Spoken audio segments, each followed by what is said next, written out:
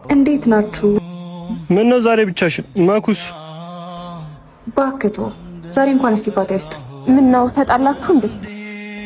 አልተጣላንም፣ ግን በቃ ሰለቸኝ። ሌላ ሰው እንዳንቺ አይነት ፍቅረኛ በኖሬን ብሎ ይመኛል። አንቺ ግን ትቀልጃለሽ። ይሄ እኔ እናት ማርም ቢሆን እኮ ሲበዛ ይመራል። የማይገናኝ ነገር አታገናኝ እንጂ። ኡፍ ተውት ባካችሁ። እንደፈራሁት ሆነ እንዴ አላምንሽም እኮ አንቺን መጣሁ።